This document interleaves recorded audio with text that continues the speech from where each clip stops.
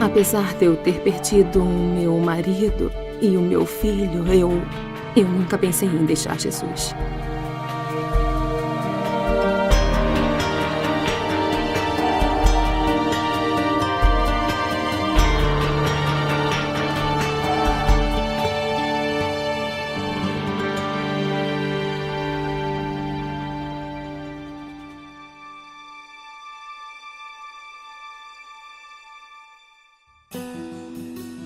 Kusum, com apenas 28 anos, experimentou uma das maiores dores para uma mãe, a perda do seu filho.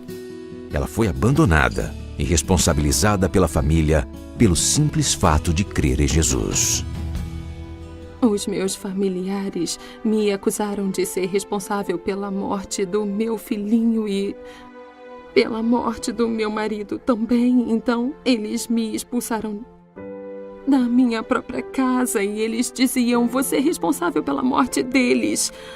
Eles diziam que a minha fé em Cristo é um veneno e que se eu tivesse levado o meu filho para um templo hindu e adorado os deuses deles, ele ainda estaria vivo, que ele ainda estaria aqui.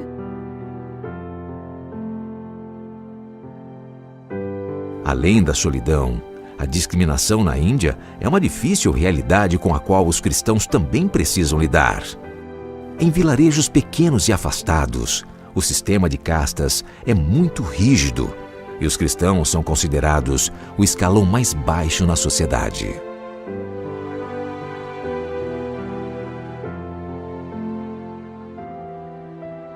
Realmente é muito difícil para uma mãe descobrir que, por causa da minha religião, pelo fato de eu ser cristã, o meu filho não poderia ser enterrado no cemitério local. Então eu tive que enterrá-lo fora da aldeia.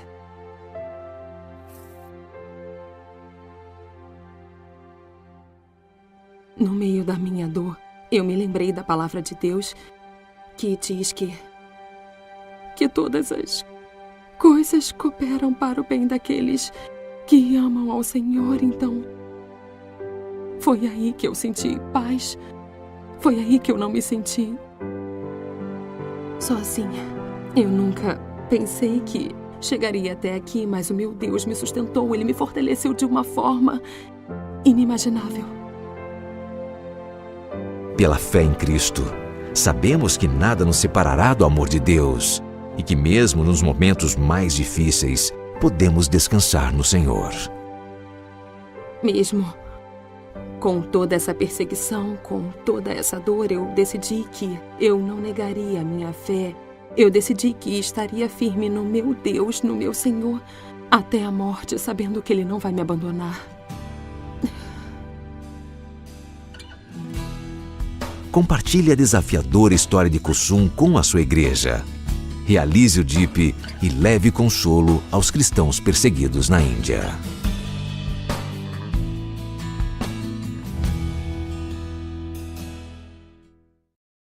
Bem, em regiões extremas, em lugar onde você é proibido dizer que ama a Deus, ou em lugar onde você pode dizer, o Senhor é tudo o que nós precisamos, não é verdade? Talvez aqueles nossos irmãos que estão lá, num lugar como esse, talvez entenderam um pouquinho mais, ou pelo menos eles são forçados a entender, né? De que Deus é a única coisa que nós precisamos. Tem um segundo testemunho aí, Darlene. Põe pra gente, por favor, antes de passar pro Creuze.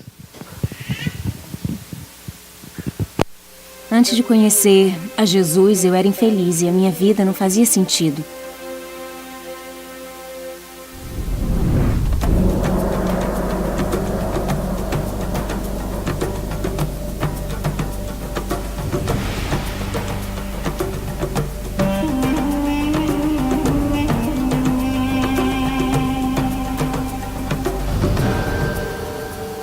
Nós que acreditamos em Jesus e em seu Evangelho, também vivemos momentos de tribulação em nossa vida, cada um de uma forma e intensidade diferentes. Quando a minha irmã me falou sobre Jesus, ela disse que Ele é o único Deus e que é soberano sobre todas as situações. Então, eu comecei a ler a Bíblia E Deus me tocou profundamente. Eu estava com muitos problemas naquela época, com a minha saúde que estava muito ruim e também com o meu marido, que além de ele não sustentar a nossa família, ele também sempre me agredia. Ao se tornar cristã, a situação piorou. Sonica enfrentou perseguição do seu marido e da família dele. Os familiares do meu esposo nunca foram muito próximos de mim e quando eu aceitei Jesus, eles ficaram ainda mais contra mim. Me maltratavam e me isolavam. Um dia eu estava no chão chorando com muita dor, mas comecei a ler os 10 mandamentos e ao ler o primeiro, que diz que nós não devemos ter outros deuses, eu orei e disse a Deus que a partir daquele momento eu amaria somente a Ele. E eu entendi que Jesus é o meu Redentor e Ele é o meu Salvador, então eu submeti a minha vida e também a vida dos meus filhos e do meu marido, eu submeti completamente às mãos de Deus e isso foi que me deu força para compartilhar a palavra com muita ousadia e com muita coragem. E foi então que Deus tocou o coração do meu marido, que voltou a trabalhar e depois tornou-se cristão e cuida muito bem de nós agora. A palavra de Deus atraiu, transformou e sustentou Sonica. Hoje, ela quer compartilhar desse amor com outras mulheres. Deus me conduziu por muitas circunstâncias difíceis e isso me fortaleceu bastante. E é por causa dessas tribulações que eu estou preparada para transmitir a palavra a outras mulheres. Não importa o quão grande é o nosso problema, existe uma bênção maior por trás dele. A perseguição machuca, mas a perseguição não paralisa. Compartilhe o testemunho de Sonica com a sua igreja. Cadastre-se no DIP 2018 e faça mais pelos cristãos perseguidos na Índia.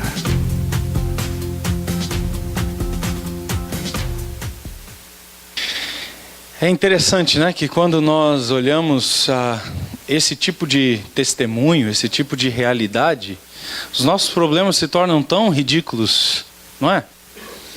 Não sei se você conhece a realidade da Índia, mas a Índia é um dos países mais pobres do mundo, né, em termos de sua população, não em termos dos ricos. Os ricos mais ricos do mundo estão na Índia, mas também estão os mais pobres do mundo, que são a grande maioria do país.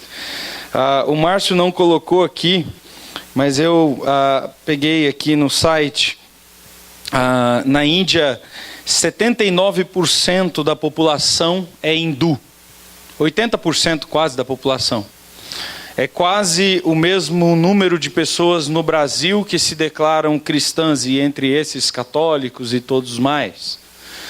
Somos 20% aqui nesse país, pelo menos nominalmente, de protestantes.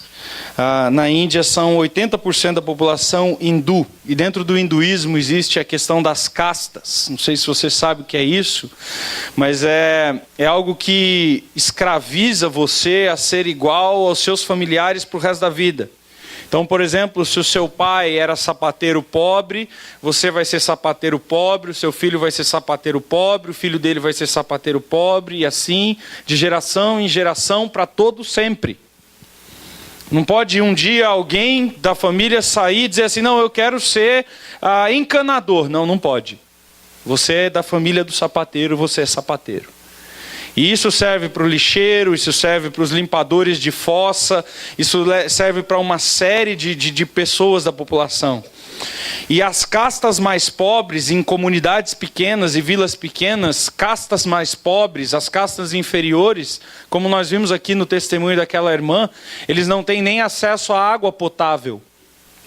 Não é? Para que eles acessem a água potável, eles são sujeitos ao estupro, ao abuso sexual, à violência, à agressão, a uma série de coisas horríveis. E aí quando você pensa num país onde 80% da população é hindu, né, você fala assim, pode ser pior? Pode. Porque 15%, quase 15% da população, do outro restante da população é islâmica, é muçulmana, não é? E a perseguição vem tanto de hindus quanto muçulmanos. Os hindus perseguem os cristãos e os muçulmanos perseguem os cristãos.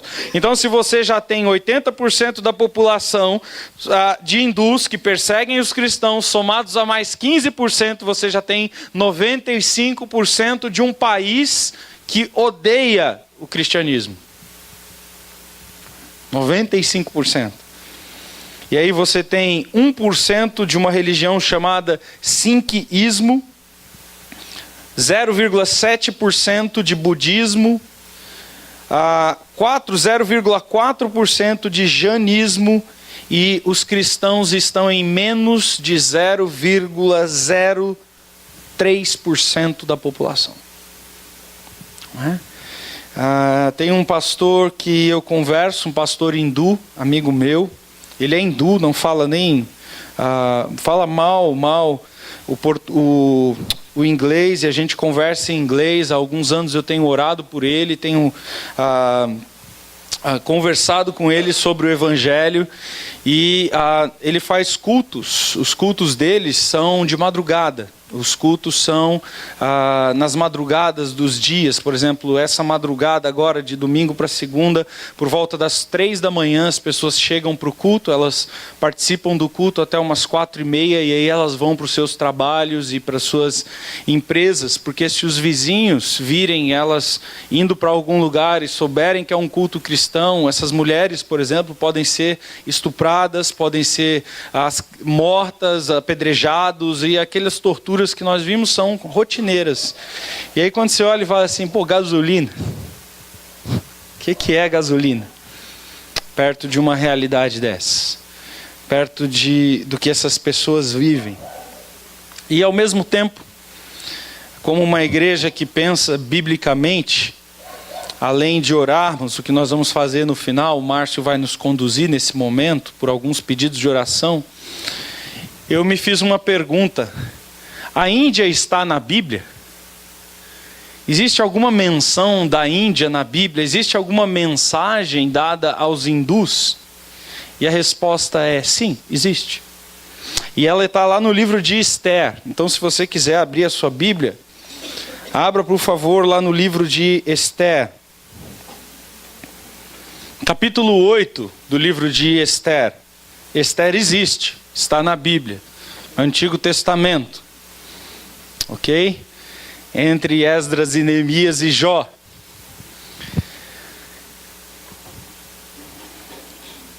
Todo mundo conhece um pouco da história da Esther porque a Record fez novela. Não porque leu a Bíblia, né? Mas porque assistiu a novela da Record. Mas eu vou fazer um resumo rapidamente aqui. Primeiro capítulo de Esther, é apresentada uma rainha que ousa falar com o rei no horário inapropriado. O rei era o rei Xerxes, também conhecido como Assuero. Ele tem 2 nomes, porque Xerxes é a transliteração grega do nome Ashmarnuhu, que é Assuero no português, tá bom? Então é simplesmente o mesmo nome, só que só transliterado, Assuero ou Xerxes. E Xerxes era um rei da Assíria, o Império Assírio, um império que foi o maior império da história da humanidade, talvez. Um império gigantesco. E lá no capítulo 1 de Esther, se você tiver a sua Bíblia aí na mão, você pode botar o dedinho no capítulo 8, que é o que nós vamos observar.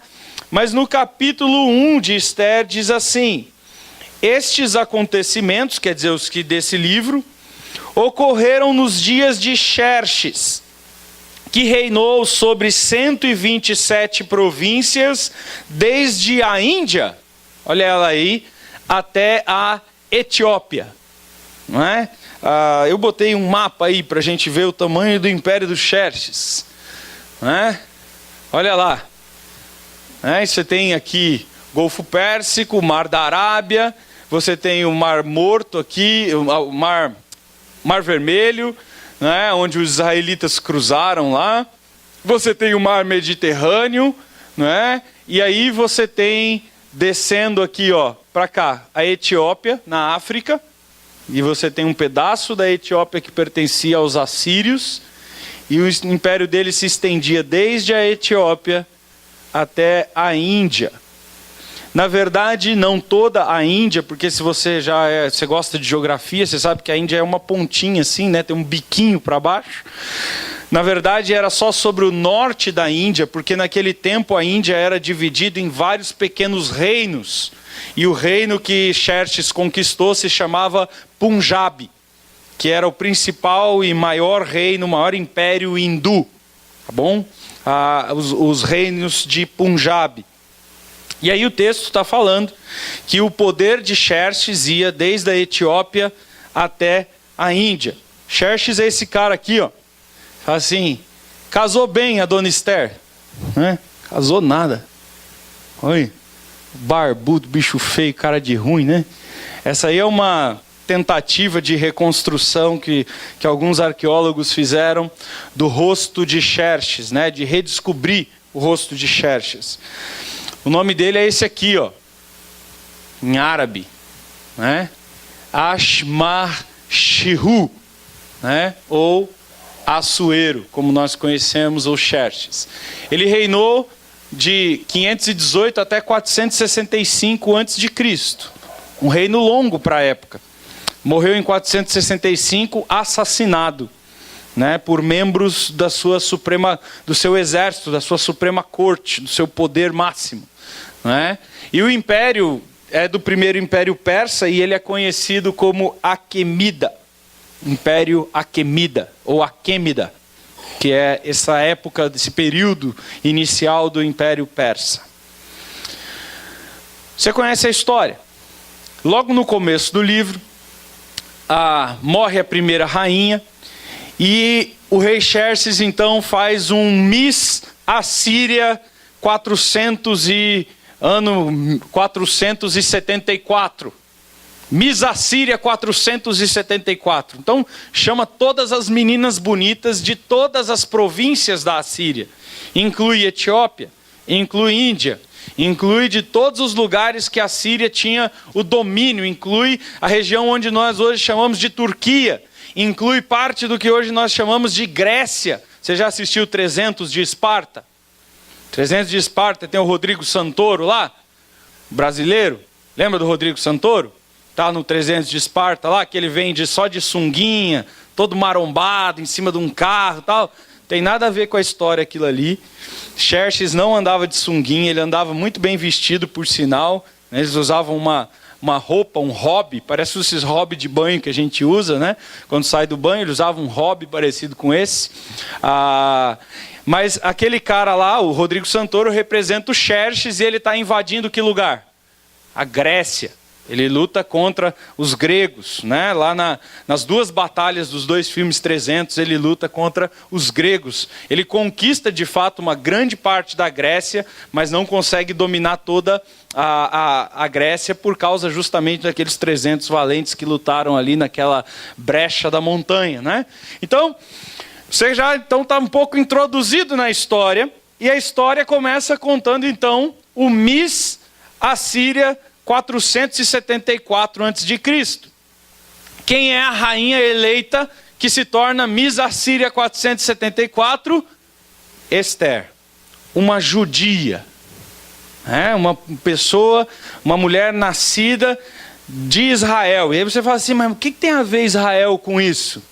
Tem tudo a ver, porque você lembra, se você já leu a Bíblia algumas vezes, que 200 anos antes, lá por volta do ano 700, Israel tinha sido invadido.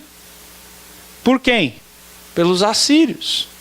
E os assírios, então, dominaram Israel durante mais de 200 anos. Israel do norte tinha caído completamente sobre os assírios.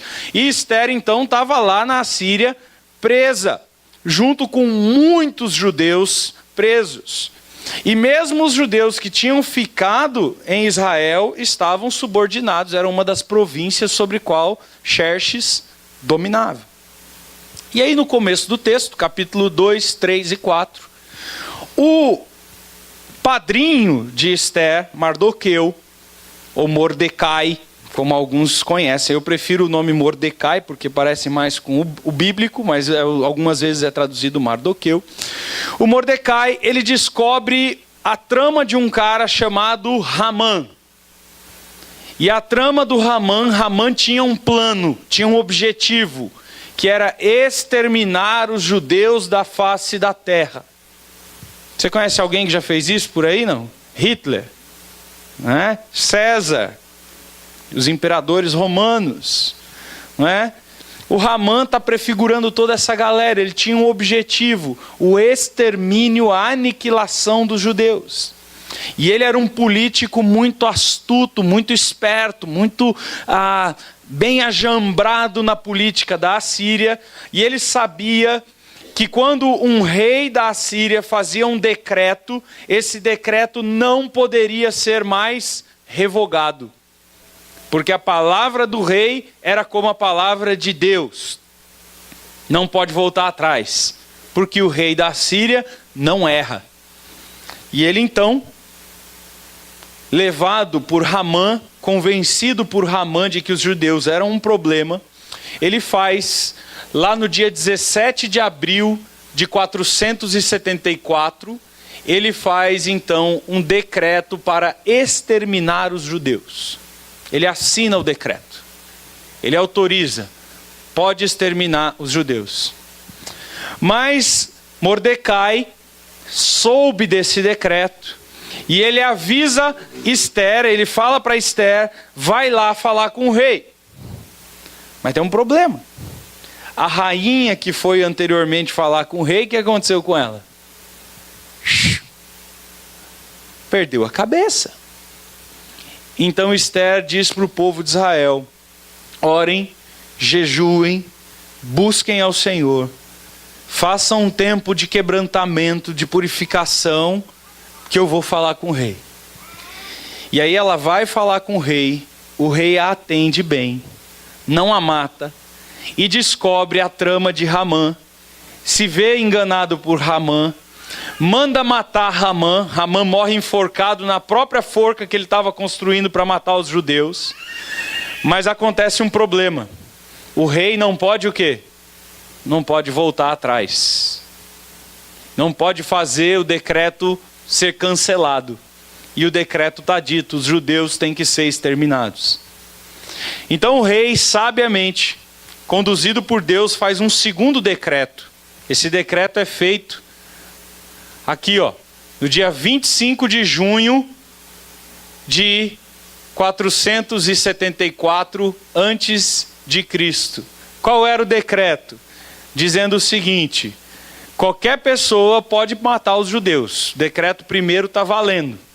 Mas os judeus podem se defender. E ele diz mais: ao se defenderem, os judeus podem matar o homem e pegar para si como escravos os filhos e as mulheres de quem tentar matá-los. O que talvez tenha diminuído um pouquinho a vontade das pessoas matarem os judeus. Não é? Porque se eu tentar matar um judeu, eu posso comprometer toda a minha família. E então, no dia 7 de março de 473 a.C., é o dia que os inimigos poderiam atacar os judeus, mas Deus os livra. E é exatamente o capítulo 8 que nós vamos ler, que está nesse contexto, onde Deus livra os judeus da morte. Pega a sua Bíblia, nós vamos ler a partir do versículo 11. Capítulo 8 de Esther, versículo 11, diz assim: o decreto do rei concedia aos judeus de todas as cidades autoridade para se reunirem e defenderem a própria vida. Permitia que destruíssem, matassem e aniquilassem qualquer exército de qualquer nacionalidade ou província que os atacasse, ou a seus filhos e esposas. Também permitia que tomassem os bens dos seus inimigos. A data marcada para que isso acontecesse em todas as províncias do rei Xerxes era 7 de março do ano seguinte. A cópia do decreto deveria ser publicada como uma lei em todas as províncias e proclamada a todos os povos, a fim de que os judeus estivessem preparados para se vingar de seus inimigos na data marcada. Porque por ordem do rei, os mensageiros saíram a toda pressa, montados em cavalos velozes, criados nas estrebarias do rei. E o decreto também foi proclamado na fortaleza de Suzã, que era a capital do império. E aí então diz: Mardoqueu saiu da presença do rei vestido com trajes reais, em azul e branco, em uma grande coroa de ouro, e um manto de linho fino, e tecido vermelho. E o povo de Suzã comemorou alegremente este novo decreto. Os judeus se encheram de felicidade e de alegria e foram honrados por toda parte. Em cada província e cidade, em cada lugar onde o decreto do rei chegava, os judeus se alegravam muito e comemoravam com grande banquete, festas e com um feriado. Muitos que pertenciam a outros povos do império se tornaram judeus, porque temeram o que os judeus pudessem fazer com eles. Olha que interessante, não é? É repetida aqui a mesma coisa lá do começo, por todas as províncias, quer dizer, desde a Índia até a Etiópia. O que esse texto nos ensina? Num dia que nós estamos pensando em igreja perseguida. A primeira coisa é que havia um decreto de extermínio dos judeus. Assim como na Índia, assim como nos países muçulmanos, existem decretos dos líderes religiosos, dos imãs, dizendo: matem todos os cristãos. Esses irmãos nossos, crentes, que amam a Jesus, foram esfaqueados, espancados, violentados nos seus direitos, pelo simples fato de serem cristãos. E aqui estão os judeus, na mesma condição, como povo, condenados à morte. E eles estão condenados à morte por serem povo de Deus, por não se curvarem aos deuses da Assíria, por não adorarem os deuses da Assíria, por não servirem aos deuses da Assíria, assim como nossos irmãos estão sendo perseguidos. Eu acho muito interessante pensar nesse texto, porque, falando sobre ele, alguns teólogos dizem o seguinte. Whitcomb escreveu para a gente lá em 1962, ele diz o seguinte: tem sido frequentemente observado que este 14º versículo, vamos de novo para o texto para ver qual é esse versículo. Olha o versículo 14 do texto que nós acabamos de ler. Por ordem do rei, os mensageiros saíram com pressa, montados nos melhores cavalos, os cavalos do próprio estábulo do rei, os mais rápidos, os melhores. E o decreto foi proclamado nas fortalezas de Suzã. O Deus é tão poderoso que quando ele envia o decreto, que você vai ver lá no versículo 17, que salva um montão de pessoas, porque o texto diz que milhares de pessoas, quando ouviram o decreto de que os judeus poderiam se defender, temeram os judeus e se converteram ao judaísmo. E quando ele está dizendo se converteram ao judaísmo, não está dizendo a uma conversão nacional. Não é o povo judeu que eles temiam, mas é o Deus de Israel. E quando eles se convertem ao judaísmo, não é a nacionalidade judaica ou ao proselitismo judaico. Eles se convertem ao Deus que Israel servia. E esse livro está escrito para mostrar para a gente que tudo isso foi financiado por quem? Pelo próprio rei que mandou matar. Quem mandou o missionário? O rei. De onde veio o recurso? Os cavalos mais potentes do rei. Quem enviou? Foi o rei. Não é? Então ele está dizendo para a gente, o Whitcomb, o versículo 14, fornece uma ilustração notável, convincente da obra missionária hoje. A sentença de morte paira sobre uma humanidade pecadora, mas ele também nos ordenou apressar a mensagem da salvação por toda a terra. Somente por um conhecimento e uma resposta ao segundo decreto da graça salvadora através do Senhor Jesus Cristo, os efeitos terríveis do primeiro decreto de condenação universal pelo pecado pode ser evitado. O Whitcomb escreve isso no comentário dele do livro de Esther. E no comentário do livro de Esther ele está dizendo para a gente, o mesmo Deus que condenou toda a humanidade nos enviou para intercedermos pela humanidade e para pregarmos o Evangelho, para que haja salvação, tanto para o perseguido quanto para o perseguidor.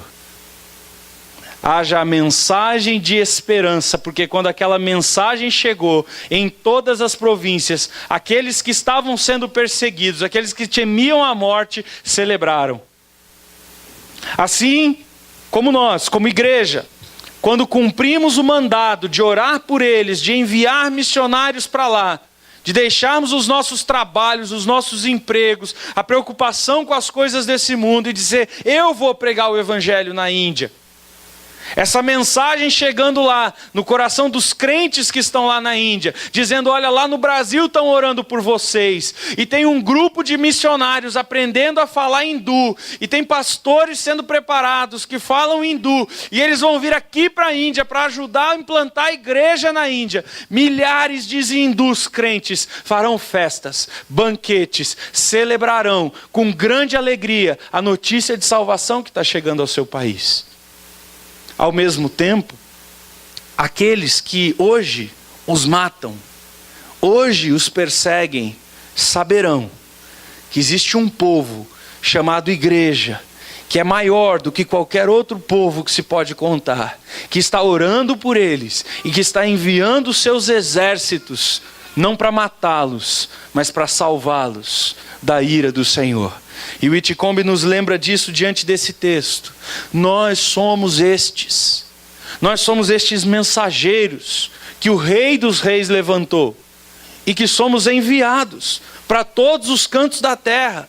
Porque ele disse, vão e façam discípulos em Jerusalém, ao mesmo tempo que Jerusalém, ao mesmo tempo que Judeia, ao mesmo tempo que Samaria, ao mesmo tempo que confins da terra. Isso envolve a nossa oração, mas isso envolve também a nossa doação. Também envolve o nosso ir. E os recursos, pastor? Os recursos Deus levanta. Quem dá é o rei. É interessante que, comentando ainda esse texto, o Wiersbe, no comentário dele de Esther, também diz o seguinte: se um grupo de escribas e mensageiros pagãos, sem meios modernos de transporte e comunicação, pudessem levar o decreto de Mordecai ao império inteiro, quanto mais deveriam os obreiros cristãos levar o evangelho de Cristo ao mundo perdido. Olha só, um grupo de mensageiros que tiveram que ir a cavalo, viajando dias e dias e dias e dias, para anunciar essa mensagem. A gente já tem avião, a gente já tem carro, a gente já tem internet, a gente já tem recursos 1000. Quanto mais nós hoje podemos fazer? Uma outra coisa interessante que eu destaco desse texto é que Mordecai sai da presença do rei, não só com o decreto, mas ele próprio coroado como um rei. E eu quero fazer uma proposta aqui para você. Na minha opinião, dentro do livro de Esther, a coroação de Mordecai como se fosse rei aqui, não é simplesmente uma coroação qualquer. Mordecai ali, ele representa o próprio Senhor Jesus Cristo. Ele representa dentro do livro de Esther aquele que não é mencionado. Aliás, eu não sei se você sabe, mas de todos os livros da Bíblia, o único livro que não menciona em nenhum lugar o nome de Deus é o livro de Esther. Não há nenhuma menção a Deus em Esther. Se você lê Esther de capa a capa, nenhuma vez é dito Elohim, que é Deus traduzido, ou Yahvé, Javé, Deus, o Senhor. Não aparece no livro de Esther. E a pergunta que fica quando você lê o livro de Esther é: aonde Deus aparece no livro de Esther? E Deus aparece no livro de Esther em algumas figuras. E uma das figuras em que Deus aparece no livro de Esther é esse homem, um judeu, coroado rei, que sai de dentro do salão real, não só com um decreto que salva o seu povo, mas um homem que sai com o decreto que salvou o seu povo, coroado como rei. Você já ouviu essa história em algum lugar? Alguém que se assenta num trono, não um trono comum, mas uma cruz, que morre para salvar o seu povo e ressuscita ao terceiro dia, como o Senhor dos senhores, Rei dos reis, que tem sobre as suas mãos o cetro, a coroa e as glórias, vestes de glória. É isso que Mordecai está representando no texto de Esther. O próprio Senhor Jesus. Mordecai sai da sala do trono de Xerxes não só com um decreto que salva o seu povo, mas ele sai da sala do trono de Xerxes com a honra do rei. O texto diz que os judeus foram honrados em todos os lugares da terra. O texto também diz que ele sai com o poder do rei. Diz: vocês podem se defender, e assim como um rei tem autoridade sobre os seus inimigos, e ele derrota os inimigos e toma para si as esposas, os filhos e os bens dos inimigos, vocês também têm esse poder. Qualquer um que atacar vocês têm o direito de tomar deles tudo que eles têm e pegar os seus filhos e as suas esposas como escravos. Assim como o rei tinha esse poder, os judeus agora têm esse poder. E ele tem também a autoridade do rei. Ele tem a autoridade real sobre as suas mãos. E é interessante a gente pensar sobre isso. Um rei que compartilha a sua glória, que divide o seu poder e a sua majestade com aqueles que seriam destruídos pela sua autoridade e pelo seu poder. Você já ouviu essa história em algum lugar, meu querido? Um rei que tinha toda a autoridade para matar, divide a sua glória e dá para aqueles que nada têm.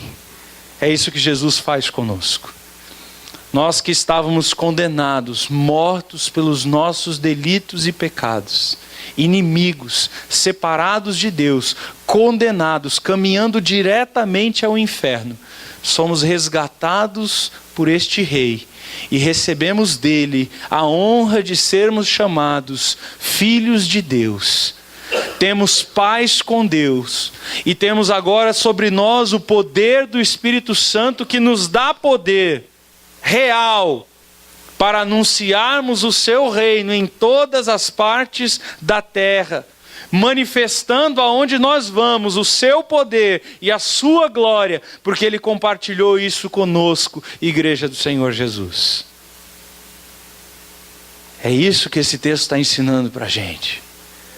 Um rei, nós somos assim, porque vós sois nação santa, propriedade exclusiva, sacerdócio real. Vocês foram empoderados. Vocês têm um sacerdócio. E não é um sacerdócio qualquer. É o sacerdócio do rei. Para assim anunciarmos as virtudes daquele que nos chamou. Da glória, das trevas para a sua maravilhosa luz. Nós que estamos aqui. Então nós, como judeus, estamos empoderados do poder do rei, da majestade do rei, da honra do rei, da autoridade do rei, mas estamos chamados a fazer isso para que possamos manifestar isso no mundo todo, anunciarmos essa mensagem de salvação. E aí então, falando sobre isso, o Ironside diz o seguinte: repousando sobre a palavra do rei, os judeus encontraram a paz. Do mesmo jeito que nós encontramos a paz nas palavras do nosso rei, que nos coroou de glória pelo que ele fez por nós na cruz. E um dia nós seremos transformados, e somos transformados, de glória em glória, na própria imagem do Rei, através do poder do Espírito Santo. E Esther já está anunciando isso lá atrás, através da imagem de Mordecai, saindo da sala do trono, com o poder do rei. Só que é muito interessante o final do texto. A gente não tem tempo, porque o capítulo 9 é grande, mas se você ler o capítulo 9 de Esther, você vai ver o seguinte: que Mordecai, com o poder do rei, com a honra do rei, com a autoridade do rei, ele derrota os inimigos, e podendo ficar com as esposas dos inimigos e com os filhos dos inimigos e com os bens dos inimigos, o que ele faz? Ele libera essas pessoas. Com todas as suas propriedades, com todos os seus bens, ele perdoa os agressores. Ele perdoa a dívida. Ele perdoa aqueles que planejaram matá-lo. Ele perdoa aqueles que o odiavam, ele perdoa. Assim como nosso Senhor Jesus olhou da cruz e disse: Pai, perdoa, porque eles não sabem o que estão fazendo. Mordecai age do mesmo jeito, com graça e com a mesma misericórdia do Rei dos Reis. Qual é o resultado disso? O resultado disso é que muitos se convertem ao Senhor. O versículo 17 diz isso, que quando os mensageiros chegaram e falaram da mensagem e souberam, houve alegria entre os judeus, entre os salvos, e houve salvação entre os perdidos, inclusive na Índia. Porque o texto diz que isso foi pregado por todas as províncias do império e que houve salvação em todas as províncias do império. Por que tem cristãos na Índia? Porque Deus executa a sua vontade por meio do seu povo. Deus salva pessoas em todos os cantos da terra para a sua glória. E isso é responsabilidade e privilégio nosso. Nós, ao mesmo tempo que somos os mensageiros enviados pelo rei Xerxes, nós também somos os filhos do rei, empoderados por ele. Não para como muitos crentes têm feito aí, querendo sentar em trono de ouro, comprar carro, mansão, e dizendo: eu sou filho do rei. Isso é babaquice. Isso é gente estúpida que não entendeu nada. Porque o nosso reino não é daqui. Nós estamos anunciando um reino que vem. O nosso reino não tem nada a ver com ouro, com prata, com roupas, com materiais dessa terra que a ferrugem e a traça destroem. Nós anunciamos um reino eterno de glória nos céus com Deus. E nós fomos empoderados como filho do rei, não para arrebanhar coisas para a gente, para que cada dia a gente possa mais, tenha mais dinheiro, mais riqueza, e eu não sou cabeça, eu sou cabeça, eu não sou cauda, e eu posso, eu aconteço. Não tem nada a ver. Nós fomos empoderados como rei, para como Mordecai, perdoarmos e levarmos o perdão real do Rei dos Reis a todos aqueles que estão perdidos. Nós temos o poder do Espírito Santo, não é para entrar dentro dos nossos prédios e ficar saralepeteando e gritando e falando siricanta lá da rua e dando cambalhota e esse mico de papagaio todo que a gente vê por aí. Não tem nada a ver. Quando você vê o livro de Atos, quando o Espírito Santo desce, o texto diz para a gente: receberam poder dado pelo Espírito Santo e saíram como testemunhas, anunciando o Evangelho a todos os cantos da terra.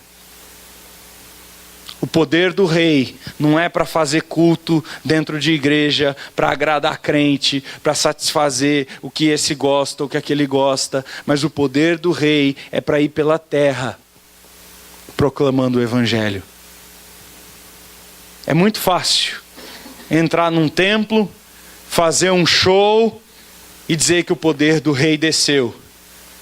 Mas eu quero ver o verdadeiro poder do rei, não esse do show, mas o poder do rei que entra no coração de um ser humano, que faz ele abandonar todas as suas posses, abandonar o seu país, abandonar o seu conforto, abandonar a sua língua e ir lá para a Índia, um país pobre, miserável, em que crentes são mortos, para pregar o Evangelho. Aí sim eu posso dizer: há poder do Espírito Santo nessa vida. Deus não habita mais em templos feitos por mãos de homens. Deus agora habita em homens que são templos, para que eles se implantem como templos por todos os lugares da terra. Então nós somos desafiados no dia de hoje a orarmos pela Índia, mas não só orarmos pela Índia, a sustentarmos missionários na Índia. Porque cada centavo que você tem no bolso não é seu, é do rei. A Bíblia diz isso. Quando os apóstolos falam sobre isso, ele fala assim: o que você tem que você não tenha recebido, que não te foi dado? Me diga uma coisa que você tem que não foi Deus que te deu. Inclusive a vida. Inclusive a força para levantar da cama de manhã e trabalhar todo dia. Foi Deus que te deu.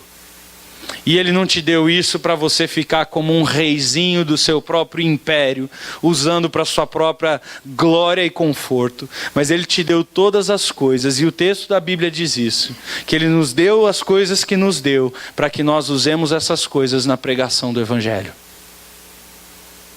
Então isso envolve, da tua parte, pregar o Evangelho e usar os teus recursos para isso. Porque tem muito crente que vem na igreja, dá uma merreca qualquer aqui e fala assim: já cumpri o meu papel para missões. Já fiz, estou sustentando um missionário lá. Ok, que bom que você fez isso. Mas todo o resto que você tem, que ficou na sua mão, você está usando para a pregação do Evangelho também? O seu carro você usa para o Evangelho? A sua casa você usa para o Evangelho? Eu estava conversando hoje de manhã com as pessoas aqui.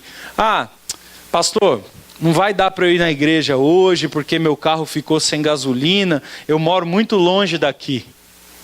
Ok. Perfeito, eu entendo a sua situação. Então abre a garagem da sua casa, convida os vizinhos, põe um louvor no som daquele surround que você tem lá na sala e faz um culto na tua casa. Faz um culto. Faz da tua casa um templo. Faz de si mesmo aquilo que você diz que é sacerdócio real. Não é verdade? Eu não posso ir, tudo bem. Você não precisa vir. Mas faça de lá o culto. No mínimo, reúna a sua família. Não, fica na frente da televisão assistindo Fantástico. Nós precisamos entender que missões não se faz simplesmente doando também. E nós precisamos orar. Porque a Bíblia diz que a solução para a Índia não é política. Não é entrar um governante na Índia que termine com a perseguição. Não é invasão militar dos Estados Unidos, chegar lá e matar todo mundo que é contra. Não, não é. A solução para a Índia é a mesma que é para o Brasil, é a mesma que é para a Europa, é a mesma que é para os Estados Unidos, é a mesma que é para todos os lugares do mundo. É a mensagem de que Cristo veio ao mundo, de que Ele morreu pelos pecados, de que Ele pode salvar pessoas dos seus pecados. É a mensagem de perdão para aquele que ofende, para aquele que agride, para aquele que é mau. Eu ouço das pessoas dizendo, bandido bom é bandido morto. Eu ouço das pessoas dizendo, muçulmano bom é muçulmano morto. E eu ouço até crentes dizendo babaquices e idiotices como essa. Não. Bandido bom é bandido convertido. Muçulmano bom é muçulmano que conhece a Jesus e que deixa de ser muçulmano. E que deixa de ser bandido. E que deixa de perseguir. E que deixa de ser perseguidor, como Paulo, para se tornar perseguido. Sabe o que acontece com a gente? É que nós não cremos no poder do Evangelho. E eu quero terminar lembrando de uma coisa que Ruth teve, que Esther teve, que é a coragem de confiar em Deus e fazer o que Deus mandou, mesmo que o seu pescoço esteja em risco. Eu vou. Foi Deus que mandou? Foi. Eu vou. Essa é a missão da minha vida? É, então eu vou. E essa mulher enfrentou a morte.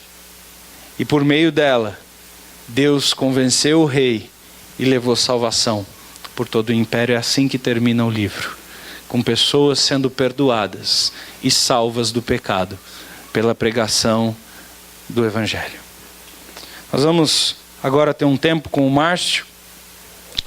E eu quero que você esteja neste tempo refletindo e orando por nós, por você, pela Índia e pelo que nós estudamos juntos aqui.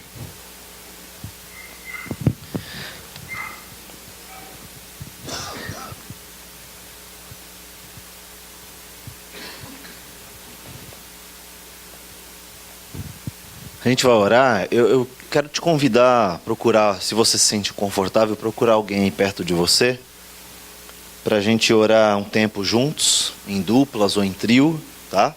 Depois a gente retoma aqui a palavra, tá bom? Mas antes eu quero te dar alguns pedidos de oração, enquanto você chama alguém para perto de você aí. O próprio Ministério Portas Abertas divulga alguns pedidos especiais lá para o país, para os cristãos lá na Índia, né? O primeiro deles é que, assim como a gente tem visto partidos, né, ou ideologias formando jovens nas faculdades, nas escolas, lá acontece com o hinduísmo. Dentro das escolas estão ensinando as pessoas a adorarem os seus deuses. Então, os cristãos, os filhos dos cristãos estão nessas escolas e eles pedem oração para que Deus mantenha-os firmes, né? Mais do que isso, que seus pais continuem firmes ensinando a seus filhos sobre o Evangelho. Ore também pelos governantes, para que eles respeitem, né, essas minorias religiosas, né, que eles abram possibilidade para esses cristãos adorarem os seus deuses lá. E o terceiro pedido é para que o Senhor promova, pasmem, união entre as igrejas lá na Índia. Né?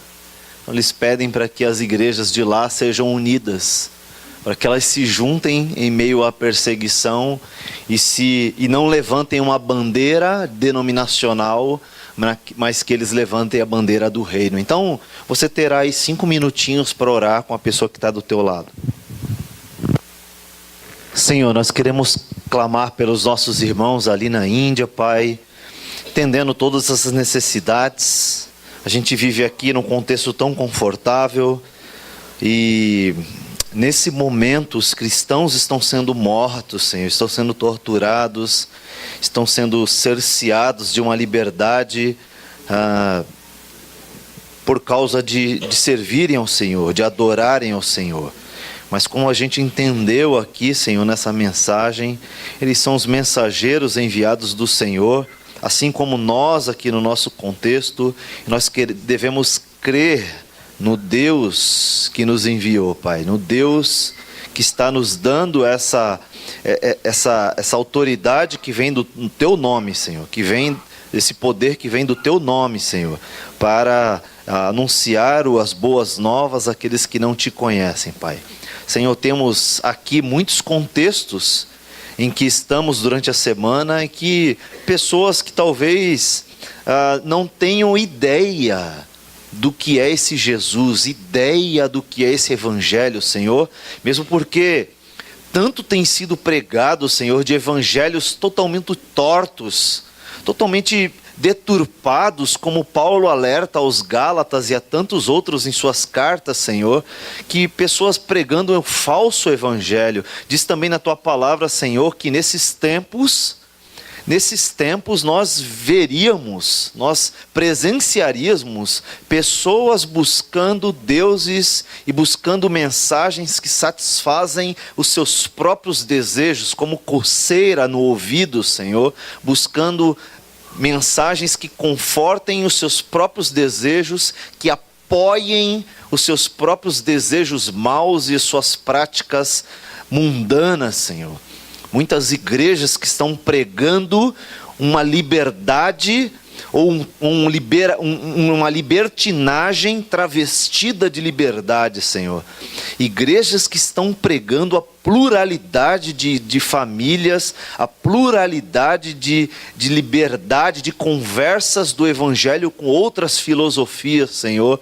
E nós sabemos que isso é uma deturpação do Teu Evangelho, Senhor. O nosso temor, o nosso pedido, Senhor, é que o nosso coração se mantenha firmes, alicerçados na Tua verdade, assim como aqueles nossos irmãos lá na Índia. Nós não pedimos proteção porque sabemos que o Senhor está protegendo. Nós não pedimos poder, milagres, porque sabemos que o Senhor pode fazer isso a qualquer momento lá, Senhor. Nós pedimos que esses nossos irmãos permaneçam firmes, Senhor, convictos de que o Senhor está com eles e jamais o Senhor os abandonará lá, Pai. Nós podemos abandonar, a igreja brasileira pode deixar de contribuir, nós podemos deixar de orar, mas o Senhor está lá sempre, Senhor. O Senhor jamais os abandona, porque fiel é o Senhor, Pai, que os chamou para essa obra, para essa missão, Senhor. Por favor, sabemos que eles têm essa convicção.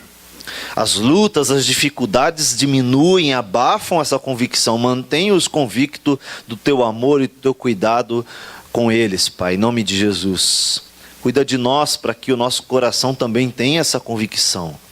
Por tão pouco a gente perde essa noção e já se desespera, Senhor. É o trabalho que a gente perde, o emprego que a gente perde, é a nota ruim na escola, é o filho doente. Por tantas coisas, Senhor, a gente abre mão de Te adorar e de crer que o Senhor está no controle. Alguns dão nome como depressão para algo que muitas vezes é somente crer que o Senhor cuida em todas as circunstâncias. Muitos dão nome como fobias para situações que basta a gente crer que o Senhor está no comando, Senhor. Olha quantas situações tão simples que a gente abre mão para deixar de crer no Senhor, para dar ouvidos ao nosso coração que é enganoso, Pai. É enganoso. Por isso eu creio que muitas vezes nossos irmãos que estão sendo perseguidos em países tão extremos como esse, estão mais seguros na fé do que nós aqui, deitado em berços esplêndidos, Senhor, ao som do mar e à luz do céu profundo, esperando a próxima TV de 50 polegadas, o próximo celular, smartphone de última geração. Tem misericórdia de nós, Senhor. Tem misericórdia de nós. Porque não são poucas vezes que a gente perde a noção do que é o reino.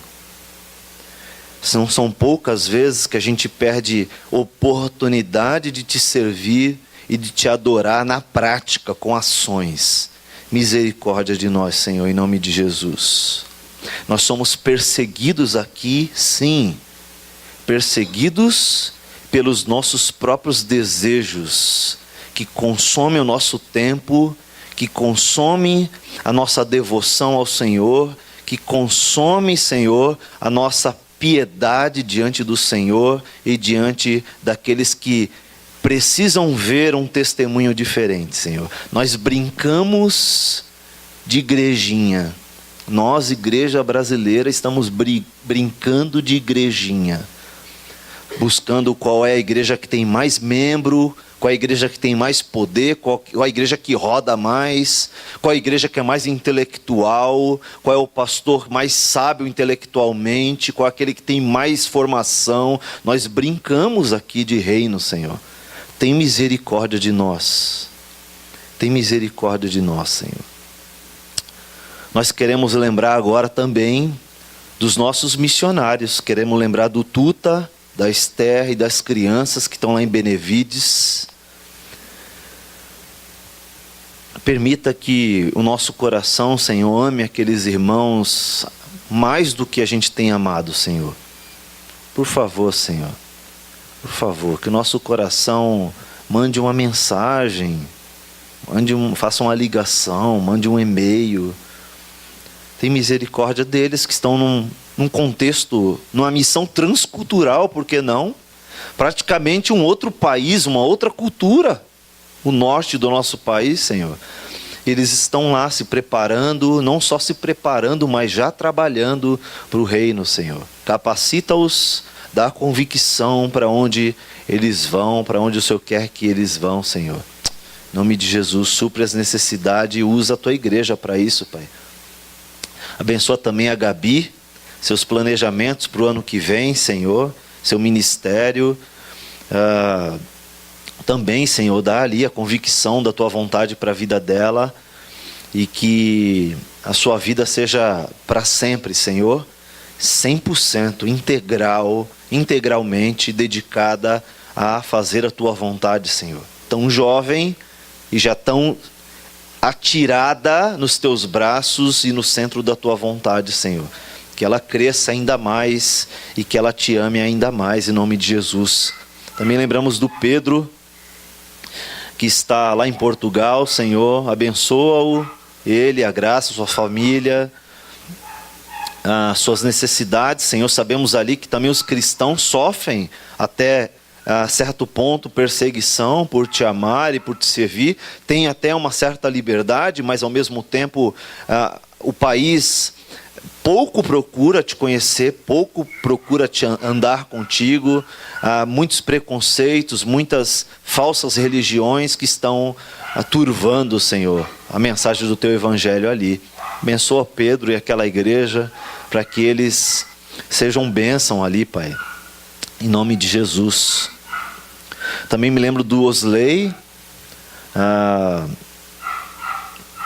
que está trabalhando firme no Senhor, agora não como um missionário específico num campo missionário, mas como pastor de uma igreja, e sonha voltar para o campo missionário, Senhor, porque ele entende que ali é a vontade dele e também a vontade do Senhor. Então, abençoa-o ali, Pai. Então, agora há pouco tempo nós terminaremos esse sustento com ele ali, mas eu sei que o Senhor está cuidando, Senhor.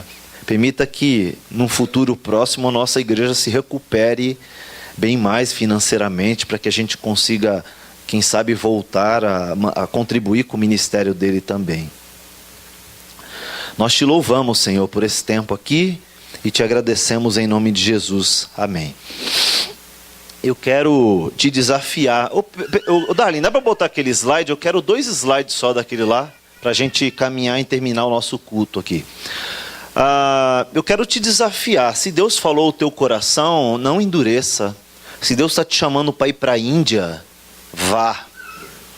Vá, porque se você continuar aqui, você será infeliz para o resto da vida. Quando você resiste a esse tipo de situação, você vai ficar incomodado para o resto da vida. Não que exista um chamado específico, né? Deus me chamou para ir para a Índia.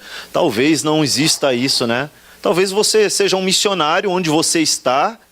Você tem chamado para ser um missionário. Todos nós cristãos somos chamados para isso, para fazer discípulo.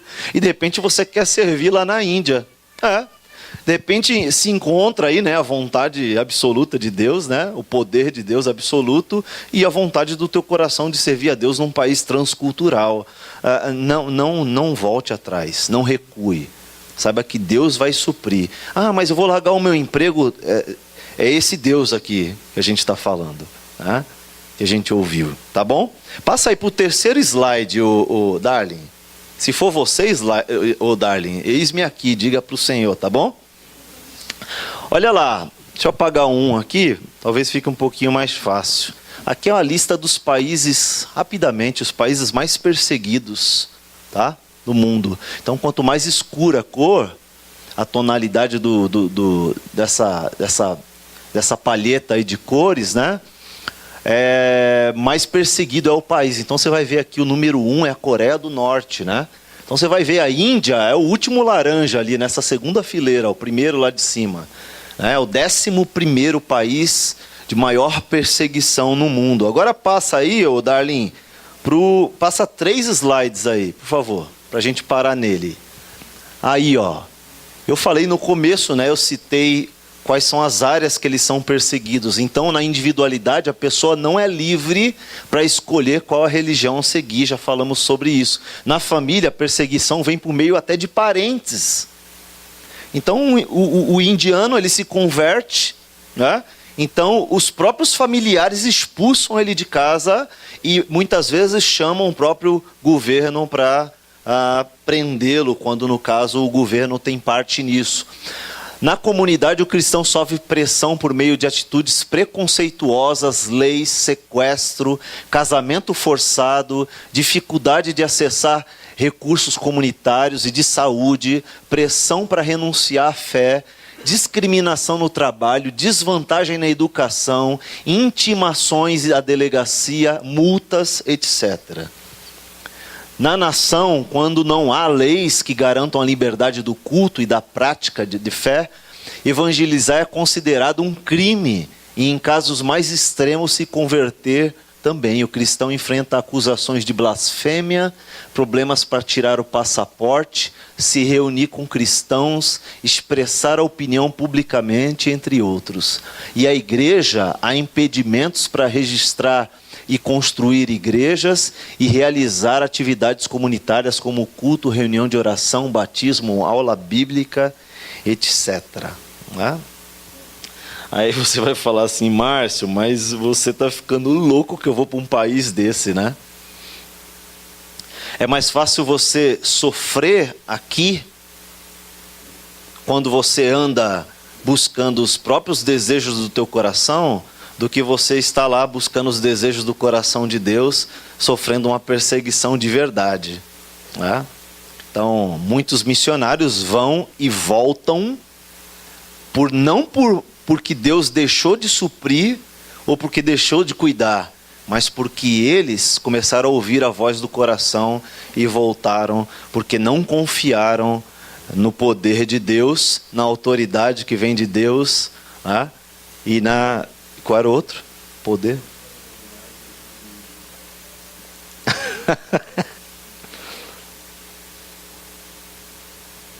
Fugiu. Poder, autoridade e um terceiro aí que eu não me lembro. Tá bom? Então confie em Deus a todo tempo. Eu quero chamar o pessoal da música aqui na frente. Enquanto isso, o Darlin vai botar o terceiro testemunho, Darlin, para a gente terminar com esse vídeo aí. Jesus é santo, poderoso e Ele vive e Ele me tirou da prisão.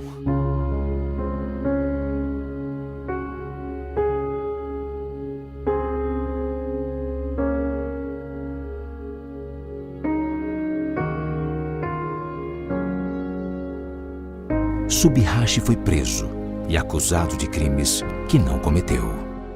Radicais hinduístas da minha região ficaram incomodados com o crescimento da nossa igreja Eles convenceram uma pessoa a prestar queixa contra mim e fui levado à delegacia. E depois, quando eu terminei o meu depoimento, o policial me agrediu com muita força e eu fui preso.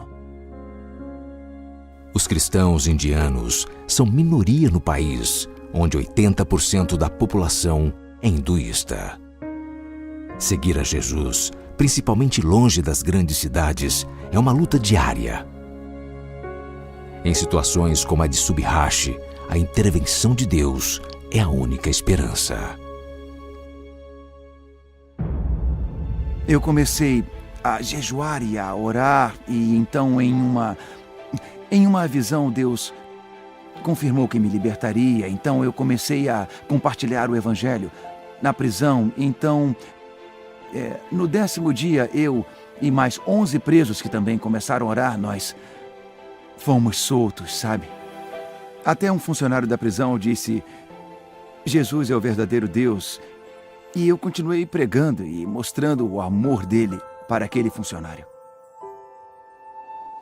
Sabe, se João Batista foi decapitado e Pedro foi crucificado, por que eu não posso ser preso? Se Jesus era inocente, mas foi humilhado e foi morto, eu também não cometi nenhum crime, mas sei que o que eu passo aqui não se compara com a liberdade que eu vou ter na vida eterna. É algo maravilhoso que eu guardo dentro de mim, essa esperança. Eu sei que eu estarei com Deus. Caminhar com Jesus é desafiador, mas como corpo, ajudamos e consolamos uns aos outros. Subhash foi liberto, mas ainda existem 4 acusações contra ele. Apesar disso, ele continua pregando o evangelho. Ore pelos cristãos perseguidos na Índia. Realize o DIP em sua igreja.